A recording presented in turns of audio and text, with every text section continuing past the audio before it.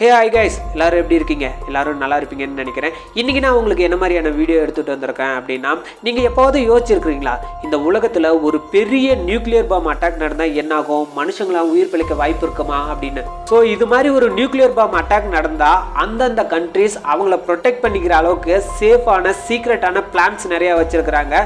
அந்த அட்டாக் நடந்தால் என்ன நடக்கும், கவர்மெண்ட்ஸ் அதுக்கு எப்படிலாம் ப்ரிப்பேர் ஆகியிருக்கிறாங்க அப்படின்றத பற்றி தான் இந்த வீடியோவில் டீட்டெயிலாக நம்ம பார்க்க போகிறோம். வாங்க வீடியோக்குள்ளே போகலாம். ஃபர்ஸ்ட் நியூக்ளியர் பாம் அப்படின்னா என்னன்னு பார்ப்போம். நியூக்ளியர் பாம் அப்படிங்கிறது மனுஷங்களால் உருவாக்கப்பட்ட ஒரு மிகப்பெரிய சக்தி வாய்ந்த அணு ஆயுதம்னே சொல்லலாம்.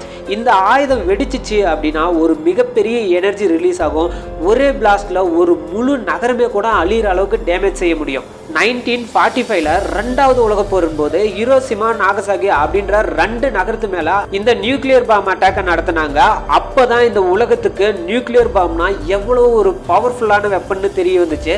What happen during a nuclear எக்ஸ்ப்ளோஷனை பத்தி பார்க்க போறோம். இந்த நியூக்ளியர் எக்ஸ்ப்ளோஷன் நடந்துச்சு அப்படின்னா 3 முக்கியமான எஃபெக்ட் நடக்கும். ஃபர்ஸ்ட் எஃபெக்ட் என்னன்னா பிளாஸ்டிங் வேவ். இந்த நியூக்ளியர் பாம் வெடிக்கும் போது ஒரு ஸ்ட்ராங்கான பிளாஸ்டிங் வேவ்ஸை ரிலீஸ் பண்ணும். அந்த வேவ்ஸ் எந்த அளவுக்கு இருக்கும் அப்படின்னா ஒரு பெரிய பில்டிங்கையே செகண்ட்ஸ்ல தரமட்டமாக்குற அளவுக்கு இருக்கும். ரெண்டாவதா என்ன நடக்கும்னா ஹீட் அண்ட் ஃபயர் உருவாகும். அதிகமான ஹீட் உருவாகி பல கிலோமீட்டர் தூரத்துக்கு ஃபயர் வந்து நல்லா எக்ஸ்பேண்ட் ஆகும்.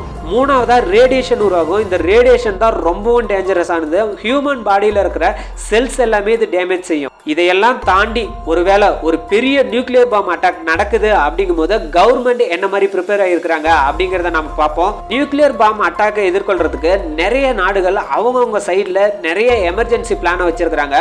உதாரணமா நம்ம யூஎஸ்ஏவை எடுத்துக்கிட்டோம் அப்படின்னா சிவில் டிஃபென்ஸ் சிஸ்டம் உருவாக்கப்பட்டிருக்குது. ஏதாவது ஒரு கண்ட்ரியில இது மாதிரி ஒரு பெரிய நியூக்ளியர் பாம் அட்டாக் நடக்குது அப்படின்னா கவர்மெண்ட்ஸ் நிறைய எமர்ஜென்சி அலர்ட்ஸ், அண்டர் கிரவுண்ட்ல பதுங்கிறது, இது மாதிரி நிறைய சிஸ்டம்ஸ் வச்சிருக்காங்க.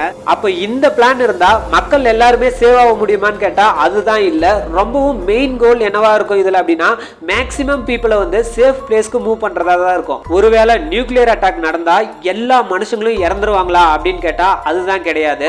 எந்த இடத்துல நியூக்ளியர் பாம் பிளாஸ்ட் ஆகுதோ அந்த இடத்துல தான் அதிக டேமேஜ் நடக்கும். ஒரு இடத்துல ஒரு நியூக்ளியர் பாம் வெடிக்குது அப்படின்னா மக்கள் எந்த அளவுக்கு அந்த நியூக்ளியர் பாம் வெடிச்ச இடத்துல இருந்து தள்ளி இருக்கிறாங்களோ அந்த அளவுக்கு அவங்களுக்கு சேஃப்டி இருக்கும். அண்டர் கிரவுண்ட் ஷெல்டர்ஸ் இல்லனா ஸ்ட்ராங்கான பில்டிங்ல இருக்கிற மக்களுக்கு மட்டுமே இந்த ரேடியேஷனோட அளவு குறையிறதுக்கு வாய்ப்பு இருக்கு. நம்ம உலகத்துல பல நாடுகள் நியூக்ளியர் வெப்பன்ஸ் வச்சிருக்காங்க. இதனால இன்டர்நேஷனல் போலீஸ் நியூக்ளியர் டிட்டரன்ஸ் முக்கியமான ரோல் பிளே பண்றாங்க.